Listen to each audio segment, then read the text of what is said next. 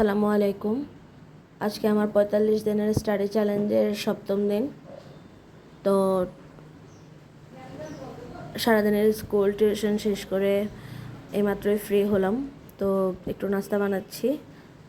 আজকে যেহেতু বৃহস্পতিবার, কালকে আমার স্কুল নেই, তো একটু লেট করে ঘুমাইলেও সমস্যা হবে না, যে কারণে একটু আস্তে আস্তে পড়তে বসতেছি।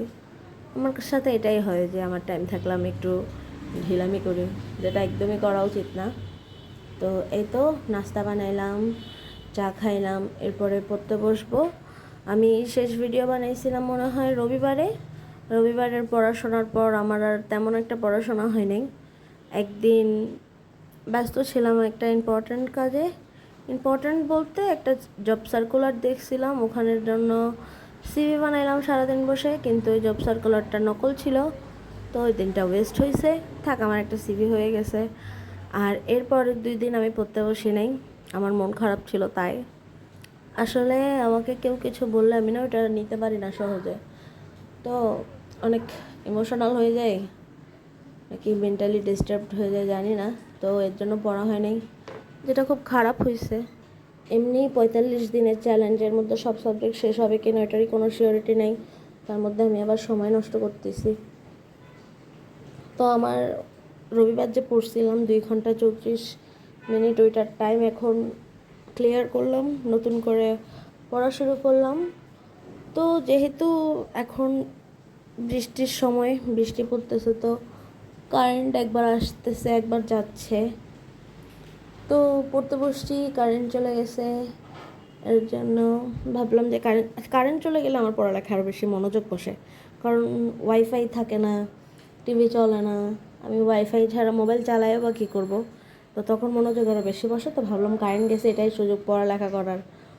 তো পড়লাম বিজ্ঞানের। ওই দিন 3টা টপিক শেষ হয়েছিল আমার, আর বাকিগুলো পড়বো এখন।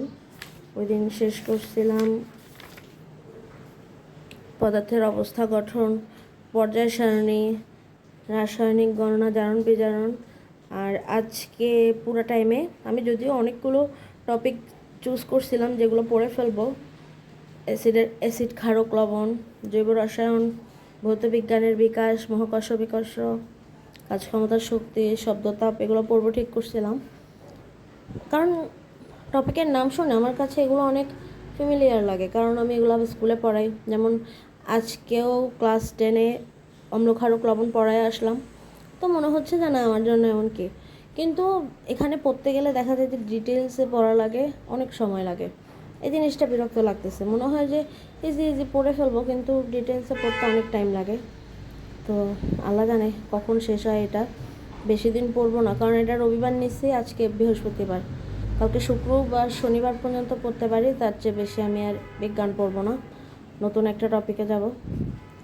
আর অন্যান্য স্কুল কোরবানির জন্য বন্ধ দিয়ে দিছে, আমাদের স্কুল এখনও দেয় নাই, মেবি 4 তারিখ দিবে।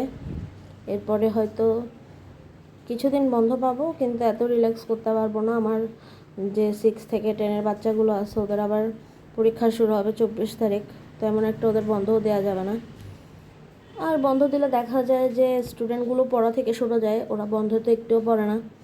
প্লাস বন্ধের পরে আবার আসতে ইচ্ছা করে না ওদের। 7 দিন বা 6 দিনের বন্ধ দিলে ওরা দেখা যায় 10 দিন কাটাই ফেলে।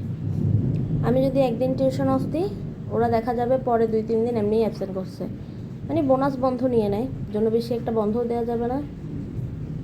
এটাই চলে সব সময়। এখন বাচ্চায় কতগুলো পরীক্ষা শেষ হলো, স্কুলে খাতা কাটো, রেজাল্ট বানাও, আবার নেক্সট পরীক্ষার জন্য প্রিপারেশন নাও বাচ্চাদের, মানে তাড়াহুড়াতেই থাকি।